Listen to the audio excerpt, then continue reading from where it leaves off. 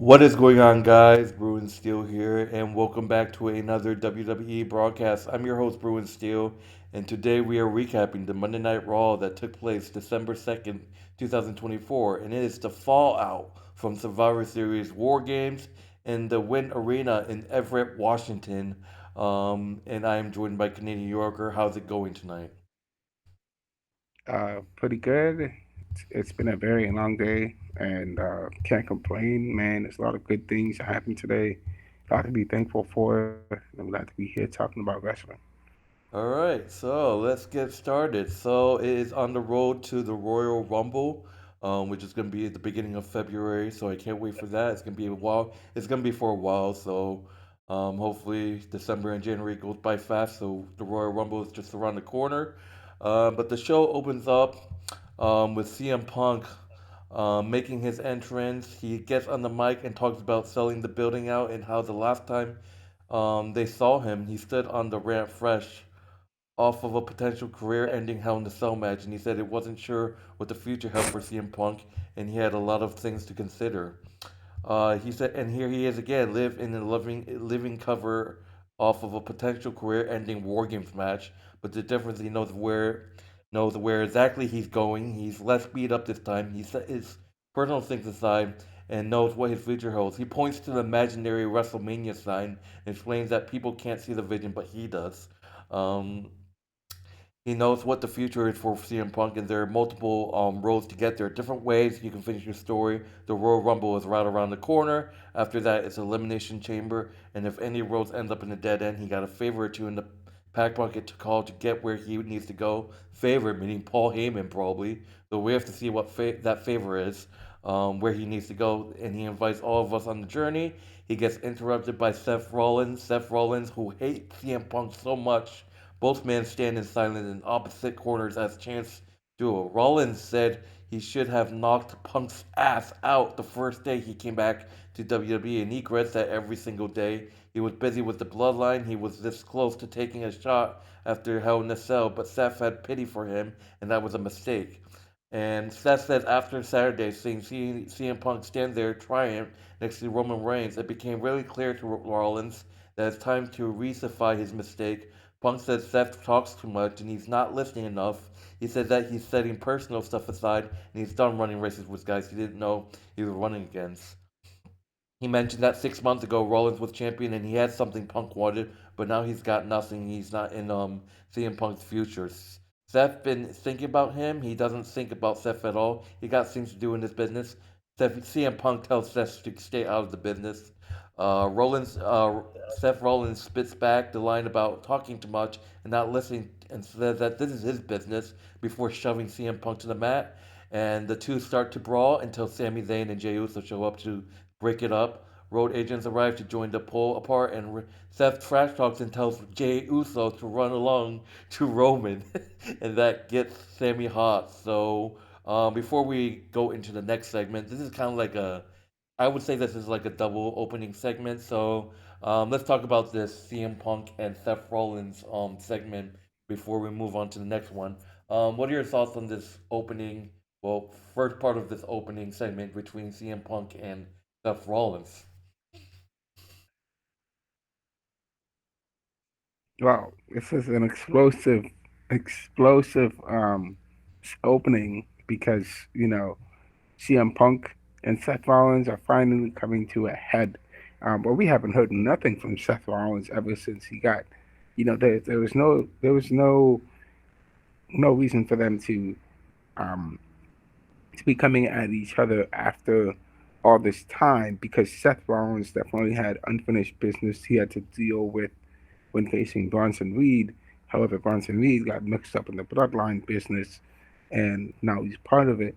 And so, um, Seth Rollins definitely just has a lot of dislike for CM Punk, and CM Punk also has dislike for Seth Rollins.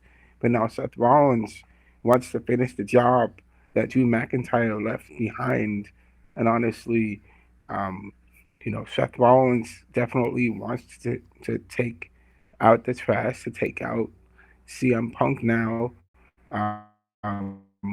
And we'll have to see what's going to happen between them. because this is the beginning of a feud that's been brewing for 10 years. I think um, this feud could make it interesting because we don't know how far these both these guys are going to take it, and of course, Seth Rollins being who he is, he's not going to stand by and let CM Punk get a championship over him or to be gain any more success over him. He's going to want to see CM Punk fail, and CM Punk is going to definitely try to stop Seth Rollins from doing that. So, of course, Seth Rollins does not still like Roman Reigns, and I think this will also go back to this is also going to Seth Rollins. I believe is going to definitely target Cody Rhodes in the future because Cody Rhodes definitely. I mean, Seth Rollins put his body on the line for Cody, and Seth Rollins definitely is going to be targeting Cody in the future. I can see that happening for sure. Seth Rollins and Sami Zayn, um, you know, Seth Rollins has his reasons why he's the way he is.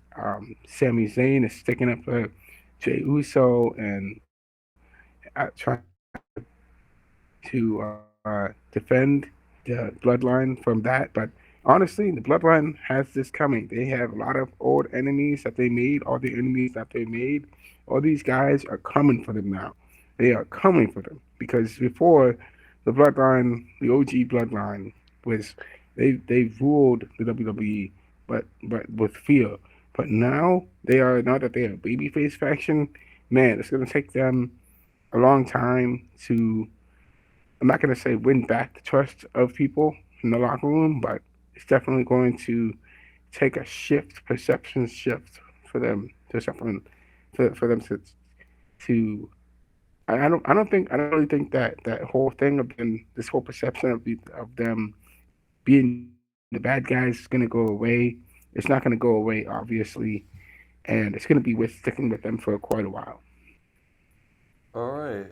Yeah, I totally agree. I think this CM Punk and Seth feud is going to go into WrestleMania maybe. But moving on, we see obviously Seth Rollins trash talk to CM Punk and Jay, and then Sami Zayn. He said that he gets that Seth Rollins is angry, but he doesn't get to talk to Jay Uso that way. Like you said, Sami Zayn sticking up for Jay Uso. Rollins admits he's right and apologizes for going there and says Jay's family, but what's Sammy's excuse? Sami Zayn lets it sit as Sami U's chance breaks out, and Seth says that if he's family with Roman, he's got to be family with him because he came up in this business together. They said they're family too, and he stabbed Seth in the back when he teamed with CM Punk. Sami Zayn says that he didn't ask to team with Punk, and he didn't want to, but he was willing to help, and he took it. He didn't want Punk, he wanted Seth. Sammy said he asked him twice, but he said no both times. They wouldn't have had to team with CM Punk if Rollins would not done it, but he was just too damn stubborn. Seth calls Roman a monster. Sammy tells Rollins that he created that monster by putting a chair in his back 10 years ago. Seth says that he knows he's not innocent in this and he knows he's sinned and he apologized in the tone for that. And Sammy's gonna and then says Seth says if Sammy's going to point fingers, he needs to look in the mirror because he did this damn same thing for the right reasons. And says that Reigns is the scum of the earth and he treated Sammy and Jay like dirt, and that's why they sacrificed what they did to take down the bloodline. Roman hasn't changed. He said he has apologized even once. That Snake CM Punk hasn't changed, so stubbornness isn't the issue. It's that Sammy is naive, gullible, and he's being honest right now, really stupid.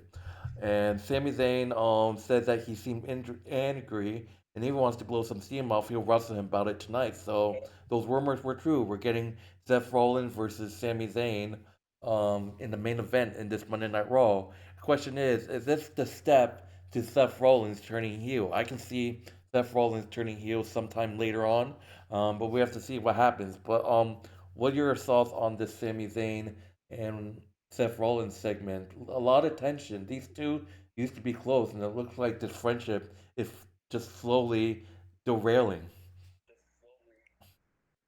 Sami Zayn mentioned something interesting. Is the fact that he and Seth Rollins have known each other for 20 years, known each other for a long time.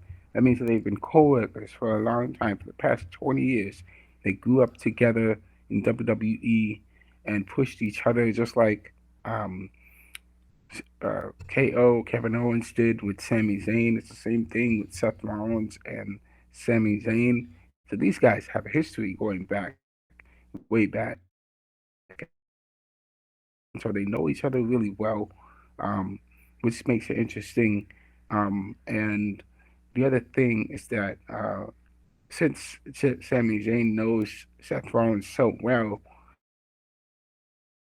to stick with the bloodline because they're his family, and he doesn't want to destroy them or betray them just like he did before. Um, but at the same time, Seth Rollins knows Roman Reigns. Seth Rollins does make some good valid points. So these guys, they're gonna have to settle their differences later on in the match, and that's exactly what we're gonna see. Who's gonna be the clear winner out of it?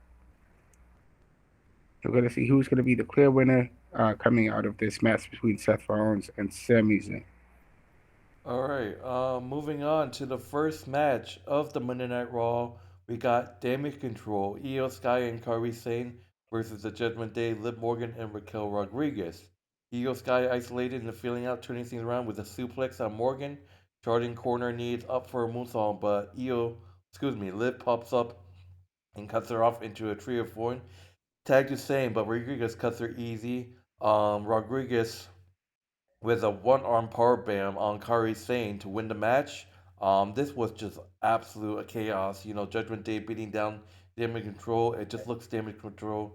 I just feel bad for Damage Control, man. It's like, but Judgment Day defeats Damage Control, and after the match, Judgment Day continues to beat down Damage Control until Rhea Ripley comes out from the beats, and Rhea Ripley saves Damage Control from a beating and takes it to Raquel. Reptile counter, clawing at the injured orbital bone, but Rhea sends her to the floor and smashes her face into the announce table over and over again, putting Liv into the ring post.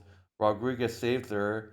Raquel spikes Rhea Ripley's eyeball first into the corner of the announce table. Oof. And ending the segment in the match. So Judgment Day gets the win over Damage Control, but at a cost, Rhea Ripley gets her eyeball damaged into the announce table while Liv and Raquel laugh at her. So what are your thoughts on Judgment Day defeating Damage Control and Raquel spiking Rhea Ripley's eyeball first into the corner of the announce table? That was brutal. Ugh. I gotta say, these women's matches are something else. These women's matches are brutal. I don't think I've seen this level of physicality with these women's matches that these men's matches do not seem to have. Honestly, that's just the honest point of view. But I will say, I mean, oh, how the mighty have fallen for Damage Control. You had one of the powerhouse teams in from SmackDown coming to Raw, and now we see what they are. They're a shell of their former selves. Um, you don't even know if Asuka is coming back yet. But if they had Asuka, they would definitely even the odds, and they'd definitely be a solid faction in on Raw right now. If Asuka was there with them, Kairi Sane, Io Sky, Dakota Kai, they're not looking too good. They're not looking too strong, and it's unfortunate they lost to Damage Control. But they are a really good tag team. They had defended their titles pretty well, more than the Judgment Day did for sure. I don't think we've seen a women's tag team champions with the Judgment Day. Um, but I mean, that's unfortunate for them. Rhea Ripley came to their aid, and she saved them from getting further beat down. However, I mean, the gruesome eye injury she suffered from Raquel Rodriguez. I mean, that's got to be that is horrible. She's probably going to be out for a few weeks, and they're gonna have some sort of eye patch on her eye. I mean, before she had that orbital fracture, now she's got that eye injury. I mean, that is brutal. I mean, it's like Kylie Sane, who remember she jumped off the top rope in the match and she hit her eye on the announce table. I mean, that's brutal too. Um, it's unfortunate for Rhea Ripley that had happened to her. She definitely has garnered some allies with damage control being helping her out, and that's great for her. Um, so it's good to see she has some allies there, even though there's a lot of people that don't like her. So it's good for Rhea Ripley. Um, just hoping that she will still be fit and able to continue wrestling going forward, and we'll see what happens from there. All right, moving on. We got the WWE Women's Intercontinental Championship Tournament first round match. So we saw last week Adam Pearce announce a new Women's Intercontinental Championship Tournament. First round match, triple threat, just like the Women's United States Tournament. It's triple threat. We got Dakota Kai versus Kane Chance versus Shayna Baszler. Kai was a big boost to both of her opponents. Another kick sends Baszler to the floor off of the top rope for a dive. Baszler cuts her off with an uppercut, but Chance lands a dive of her own as we finally blessedly. And that just goes to commercial. Excuse me. It's just like Kai blasts Baszler with a boot stomp to the back of the neck. Cover for two. Three women pile up. Shayna with a big knee cover. Nope. Kai with a scorpion kick. Driller countered, crucifix clutch applied. Shayna falls back, but Chance perched up top. 450 splash, but Dakota rolls away. Fireman carry. Dakota Kai hits the Driller on Canada Chance to win the match. So Dakota Kai defeats Canada Chance and Shayna Baszler to move on in this Intercontinental Championship tournament. So well deserved win for Dakota Kai. Um, and people are like, "Oh, I want to see Dakota Kai win her first, well, win a championship." So we might see it. But honestly, my money is on Lyra Valkyria. Lyra Valkyria, I feel like has done so much stuff, so anything can happen. I can see a Dakota Kai versus Lyra Valkyria final. I like to see that. I wouldn't mind if Dakota Kai won the IC title as well, but I think my main pick is probably Lyra. But we have to see what happens. But Dakota Kai survived this first round match against Katie Chance and Shayna Baszler. So, what are your thoughts on Dakota Kai winning this triple threat and moving on to this women's IC tournament? I think it's great that Dakota Kai wins and gets a chance to get the Intercontinental Championship, get into that picture, because she definitely, I could see her being an Intercontinental Champion, and that would be really interesting if she does get the chance to become one, because has been overshadowed her. Sky overshadowed her, but now it's her turn. It's Dakota's Kai turn to be champion, and if she does become champion, that would be great for her. I think Chance definitely deserves a title shot. We haven't really seen her do much of a singles run, but if she does, that would be wonderful for her. For Shayna Baszler, I mean, what better candidate for Intercontinental Champion than Shayna Baszler? Shayna Baszler, she fought the women's world champion and lost. Now she has a chance to get the Intercontinental title, and she loses in the matches. What is going on? I don't understand. This woman is dangerous striker. She can fight. She knows how to wrestle. She knows how to fight, and yet still she doesn't get a chance to get Intercontinental Championship. I would love to see Shayna Baszler. She would be in one of those title, or the women's, the U.S. Championship. So I could definitely see her getting a shot to get the title shot or title, and that would be wonderful for her. You know, um, it'll be good to see her get a title shot. I could definitely see her doing that. All right, so moving on. We're finally here. The segment that everyone emotions have poured out for 10-year anniversary celebration with the New Day. Adam Pearce introduces Xavier Woods and Kofi Kingston, and people are like, "We're not ready for this." But Woods and Kingston survey the scene, and Xavier starts saying, being a part of WWE and being successful for 10 years, getting to this point is so much more than they ever dreamed when they started this. So he wants to say thank you to each and every one here. Um, Kofi said it's been hell of a ride, and Big E chants go up, and Wood says they miss him too, and they wanted to come out here face to face and wanted us to know that what they're going to say is not their fault. They have nothing but love for each and every one of them. Kingston says that they have talked, and after what happened last week, they both feel when it comes to the New Day going forward. And there it is, Big E returns. Big E is here. He gets in the mic and said he can't thank us all enough, but he wishes he was here under different circumstances because to see the two of them argue and bicker and say some of the most hurtful things you can imagine, that's just troubles his soul something deep. When they started this 10 years ago, they were all they had. 10 years ago, Kofi was mulling retirement because his passion and had been beaten out of him, and he and Woods were this close to getting fired. And on one of the worst days, one of the scariest moments of his life, they were at his hospital bedside for hours, making sure he was good. They mentioned that he was in the neck brace a few months after Kofi Daughters was born, and he held her for the first time when Woods got back from winning the King of the Ring. He was the first to greet him after he spilled tears on his shoulder. And what they built means something to a lot of people, and it's for damn sure means a lot of health new. Big E said that so until he's medically cleared to return, Big E said he's going to remind the two exactly who they are. He's going to be here and cheer for them and to root for them, to unlift. He's going to be here every single week to manage them. New Day Rock's chants go up as Woods gets on the mic. Xavier Woods questions Big E is coming back now, and after they fought for months, argued to the edge of the cliff, and that's the only thing left is to jump. He left them. Big points out that he broke his neck, and he's been doing his best. Kofi agrees. He broke his neck.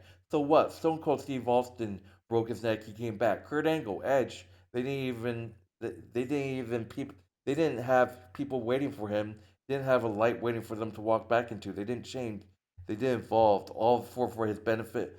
Kofi said that big and strong as he is, without even surgery on his neck, he could have been back here a long time ago if he wanted to.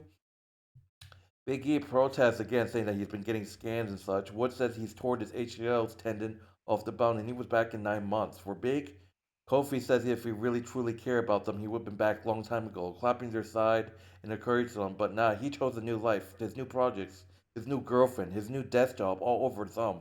Xavier tells him to list up and that's if he even realized the burden he become. No matter where they go, he said that Kingston that since day one there probably had been new day from for instance would hear me out, but E broken neck or not choose himself over his. Woods wants to stop teasing and said Big E is never going to medically clear, so he should get out of this ring and go back to the death where he belongs. And if they'll call him if they need him, he said he's not going to throw away like this. He's not going to let them throw it away. They can fix this. He offers a hug, but Govi puts a firm hand on his chest and shakes his hand no. Big begs Woods, but he turns away from him as well as he sputters in disbelief that it's over. That's it, that's it, that's done. He steps for the ropes and he leaves as Kofi turns to X and they talk about how it's just them and they do the Predator handshake. So, Xavier Woods, we see a double turn instead of one of those um, just turn heels. So we see a double turn. Xavier and Kofi on the same page, and they just kicked out Big E. So emotions rising. So it's what a segment. I'm sorry I had to read all that, but that was emotional. So yeah, double turn on Big E. I can definitely see like Big E coming back for redemption.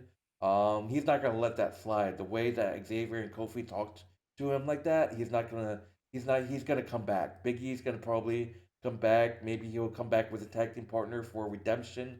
I'm not quite sure. But Big E is probably gonna look for redemption.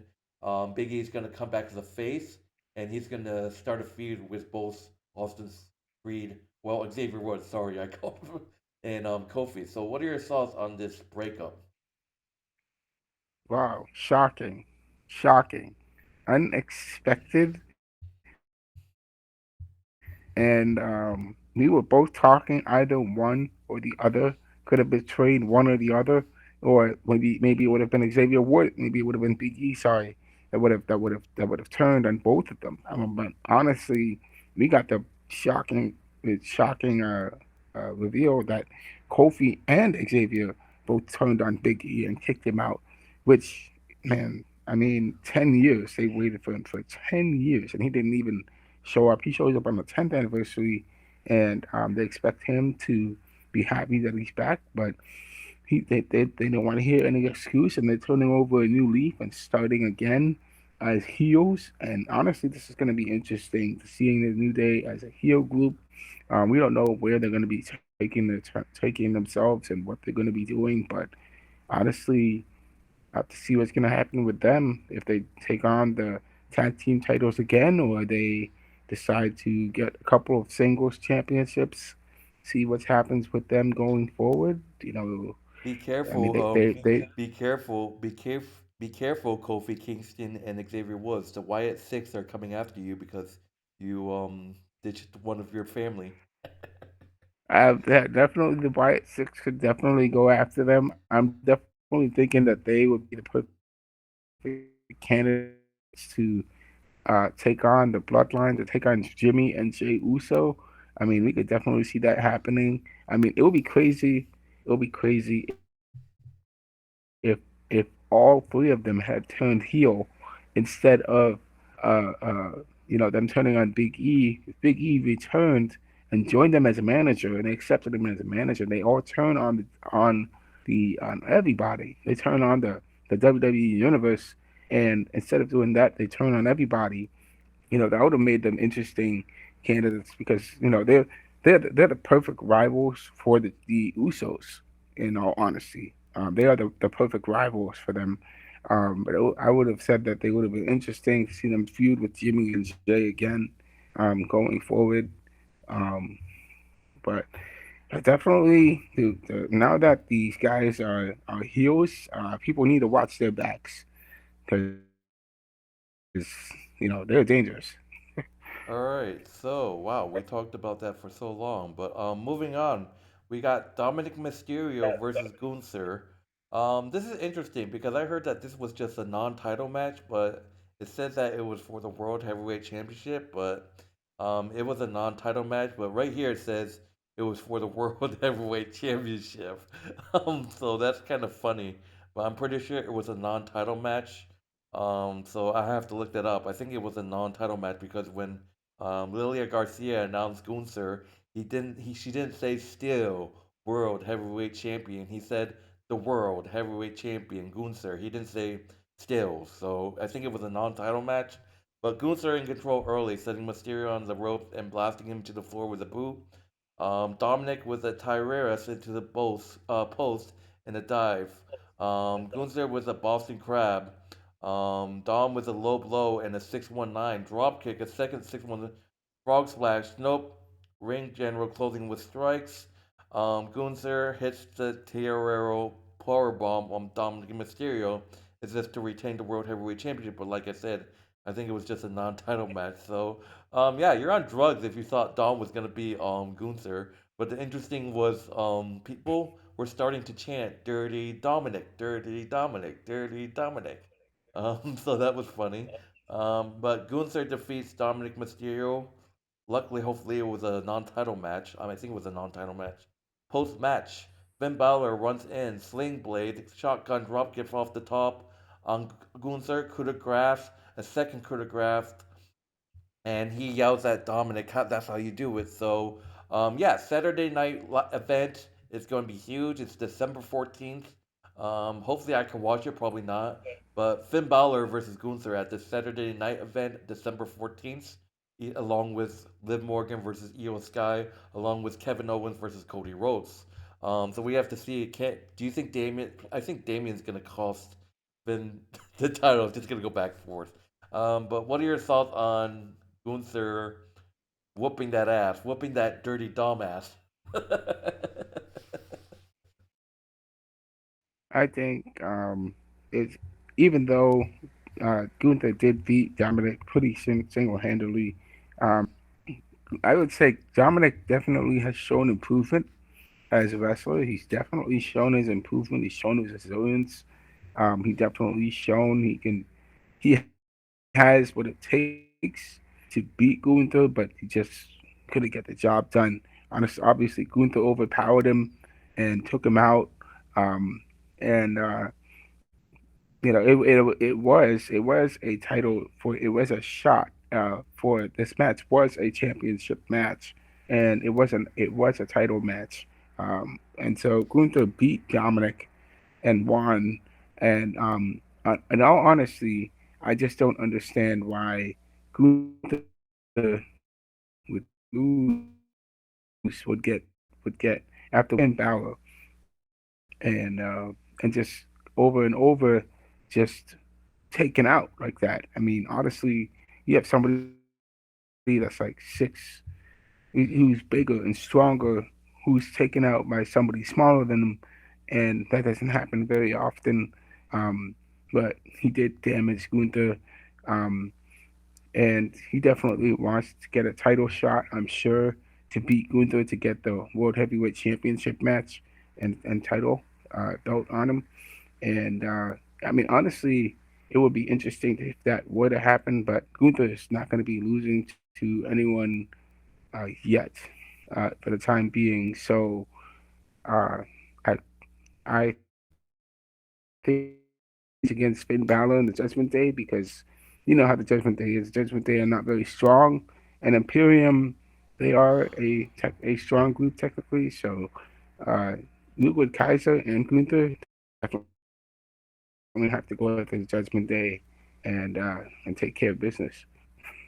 All right, so moving on, we got Pete Dunne versus R-Truth in a squash match, pretty much. I mean, this was ridiculous of a match. Pete Dunne unloads on R-Truth out of the gates, grounded punches, a big stomp to the hand, folded him down to the mat, and stomping his head to boot more grounded punches. But Pete Dunne gets distracted by some kids heckling him in the front row. R-Truth takes advantage with a schoolboy pin. R-Truth defeats Pete Dunne by pinfall. so, yeah, quickly, what's your thoughts on that quick match? Wow, R-Truth defeated Pete Dunne. Is that what happened? Yeah, with a schoolboy pin. So Pete Dunne was distracted by some Oh, kids that were heckling him in the front row, and then R-Truth stole the win. oh wow. Honestly, Pete Dunne needs to be more focused on who he's facing and focus on winning his matches. Honestly, you can't get distracted by people doing whatever. Okay, but it's just that's just ridiculous that happened. But and honestly, our truth took advantage of that distraction and got the win. So another win into our truth's belt. I definitely would like to see our truth getting a title shot sometime, and he will make a great champion one day. So if once now that he's back still, so that's great for him, and we'll have to see what happens going forward. All right, so moving on to the main event match, we got Seth Rollins versus Sami Zayn. One-on-one main event match. Start off collar and elbow. Rollins shoves him down off the ropes. Sami Zayn passes him to the floor and goes for a dive, but Seth walks away, so he settles for showing off with the Ibranian press. Sami with a leapfrog to set up lateral. Blue Thunder driver. No, exploder suplex into the corner. He got Seth lined up. Super kick counters. Sami Zayn rolls away from a blackout. Sami tells Rollins Sami tells Rollins that he knows that it was him, and Seth unloads on him and throws him into the post. Throwing Sami Zayn over the timekeeper's barricade, Sami returns the favor and throws him into the post. Stopping short of going back, Sami goes back to the timekeeper area for a steel chair. He takes it to the ring and tells Seth he knows that he attacked Jade, so if you guys don't know, Jey Uso got attacked earlier in the show. Sami Zayn suspects that it was Seth. Sami Zayn goes back to the timekeeper for the steel chair. He takes it to the ring and tells Seth he knows he attacked Jay, but Rollins begs him off, saying that he wouldn't do that and he should have asked his buddy Punk. Seth saying that it wasn't him. It wasn't him. Maybe it wasn't Punk, but it was sure it wasn't him. Seth says it wasn't him. The referee warns Sami Zayn. Sami Zayn throws the chair out of the ring, and Rollins is ready. Seth Rollins hits the small package on Sami Zayn to win the match. Seth Rollins defeats Sami Zayn by pinfall. Post match, Seth Rollins tells Sami Zayn he loves his heart, but he has to start using his head, and again says that he didn't hit Jay. And once Seth Rollins is gone, Sami Zayn is alone in the ring. He turns around, Claymore kick. Drew McIntyre returns. Drew McIntyre appears in the ring and lays out Sami Zayn with a Claymore. Drew stares into the camera, shaking with rage.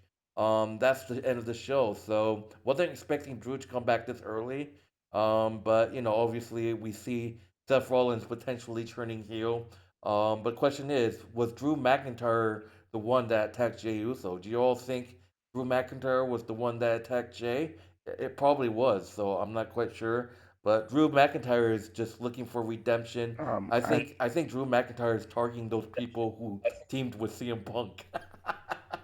So it's like Roman's storyline is like everywhere. It's like Seth doesn't like CM Punk because he teamed with Roman, and now it's like Drew doesn't like anyone that teamed with CM Punk. It's just like, ugh, what is going on? Well, what are your thoughts on the main event and Drew returning?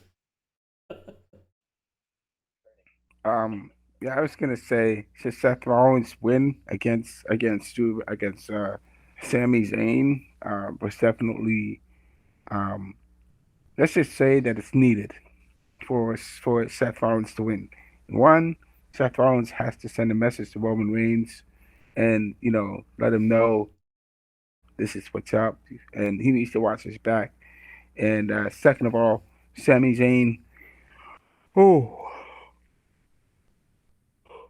so Sami Zayn has to work on being not getting distracted while he's doing stuff. I mean, in all honesty, he has to pay attention to what's going on and executing what he's got to execute. Um, but Seth Rollins won. He was the better wrestler, and we'll have to see what happens with Seth Rollins going forward. Definitely, Seth Rollins is going the way of the um, he's definitely going down the path of a heel, and he's making it happen. And he attacks CM Punk, and and for Drew McIntyre to come up and hit Sami Zayn with the Claymore kick. Sami Zayn, uh, it's unfortunate he got attacked, but I think that Jey Uso could have been attacked by Drew McIntyre, or he could have been attacked by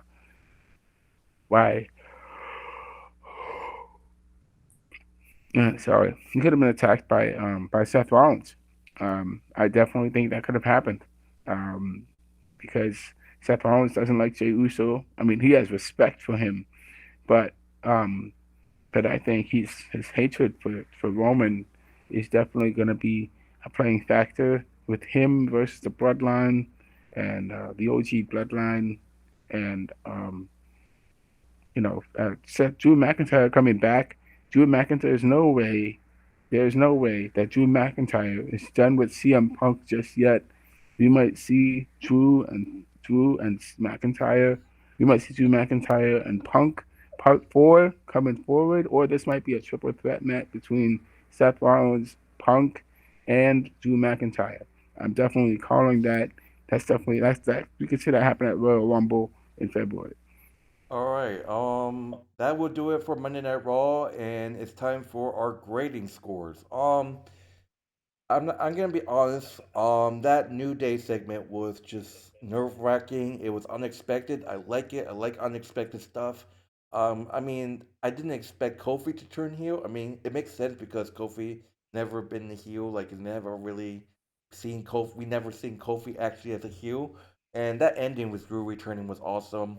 The storyline with Seth saying that he didn't do it, but what if he actually did? You get another we have the similar story with Jade Cargill, like people thinking that it's Bianca. We have to see. They say that the closest that are with you is the ones that you don't trust. Um, but I love this show. I absolutely love this show. I'm giving this show a plain A. How about you? Uh, I think it was really interesting. I definitely agree with New Day. The New Day turn was really something surprising. The other thing that was interesting was Seth Rollins and CM Punk's beginning at the beginning and also at the end with CM Punk. I mean with Seth Rollins Sami Zayn and Drew McIntyre coming from behind. The women's match was brutal. So we don't know what the condition of Rhea Ripley is, but and Damage Control, you know, we don't know what their direction is going forward. Um, and I definitely think we could pay more attention to the Intercontinental title for the women's match, for the women's Intercontinental title. That could definitely be, we don't know who's going to be taking it, but whoever takes it is going to be interesting. So we'll see what happens with that going forward. So I'm giving this episode of Raw a, I'll give it a B plus. It was good, but maybe could have been better. But I liked how everything was. I'll give it a B plus. All right, so that would do it, guys. Thank you guys for watching Monday this broadcast for Monday Night Raw. My name is Bruin Still. This is Canadian Yorker. Be sure to check out Canadian Yorker's YouTube channel. The link will be in the description, as well as our WWE Wrestling Bros channel, our wrestling channel. That link will be in the description of this video as well. And in 2 weeks' time, me, Canadian Yorker, and our friend Joey, we're heading to Boston for Monday Night Raw. We're gonna be there live 2 more weeks, guys. I'm excited. So be sure to check out full matches. It's a double taping as well. So we might actually see one of the triple threat matches for the women's IC tournament. We don't know which one, but either could be either one. So there's two left. So they have to be doing it. If they don't do it, that's gonna be so sad. But anyways, my name is Bruin Steele. This is Canadian Yorker. Take it easy. Take it easy, and we'll see you guys in the next broadcast, hopefully. But anyways, see you guys later. Have a great night and enjoy yourselves. Take care.